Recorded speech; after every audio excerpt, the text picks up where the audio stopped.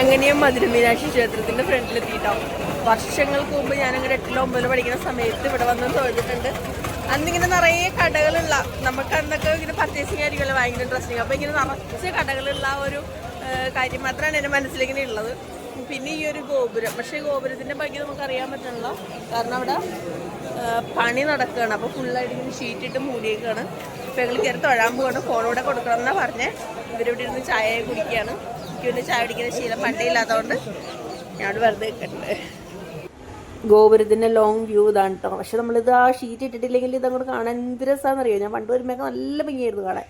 ഇതകത്തൊക്കെ full ഇതുപോലെ പണി നടക്കണ്ട. എല്ലായിടത്തും ഇങ്ങനെ മുളയും അതും ഇതൊക്കെ ഇങ്ങനെ കമ്പംകോലൊക്കെ ഇങ്ങനെ കുത്തി വെച്ചതുകൊണ്ട് ഒരു അത്ര അങ്ങോട്ട് വൈബ് നമുക്ക് ഫീൽ ചെയ്യില്ല. പിന്നെ അതുപോലെ നമ്മൾ ആ അമ്പലത്തിലോട്ട് പോകുന്ന സൈഡിൽ തന്നെ ജൈനമത ക്ഷേത്രമാണെന്ന് തോന്നുന്നു. എനിക്ക് അങ്ങനെയാണ് മനസ്സിലായത്.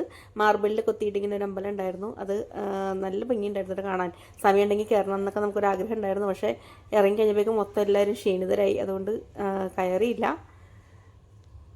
തൊഴുതിറങ്ങിയിട്ടാ 9:30 ക്യൂ നിൽക്കാൻ തുടങ്ങിയിട്ട് ഇപ്പം എത്ര മണി? 2:15 6 മണിക്കൂർ ക്യൂ ആയിരുന്നു. അത് പക്ഷെ ക്യൂ എനിക്ക് പ്രശ്നമല്ല. എന്താ വെച്ചാൽ നമ്മൾ ഗുരുവായൂരൊക്കെ സ്ഥിരമായിട്ട് നിൽക്കുന്നതുകൊണ്ട് ചിലപ്പോൾ 8 മണിക്കൂറൊക്കെ നിന്നിട്ടുണ്ട്. അതുകൊണ്ട് അത് വലിയ വിഷയമായിട്ട് തോന്നിയില്ല. പക്ഷേ വെയിലത്താണ്, കുറേ വെയിലത്താണ്. പിന്നെ നമുക്ക് ഇരിക്കാനൊന്നും ഒരു സൗകര്യമില്ല. ഗുരുവായൂരൊക്കെ നമുക്ക് ഇരിക്കാനൊക്കെ സൗകര്യങ്ങളുണ്ടായിരുന്നു. പിന്നെ അതിൻ്റെ ഇടയ്ക്ക് ഒരു 100 രൂപയ്ക്ക് 100 രൂപ എടുത്തപ്പോൾ നമുക്ക് കുറച്ച് ലഡു എന്തൊക്കെയോ പലഹാരങ്ങളൊക്കെ കിട്ടി.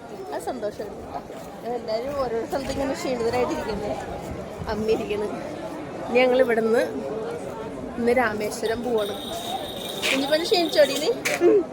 ക്ഷീണിച്ചോണ്ടാ?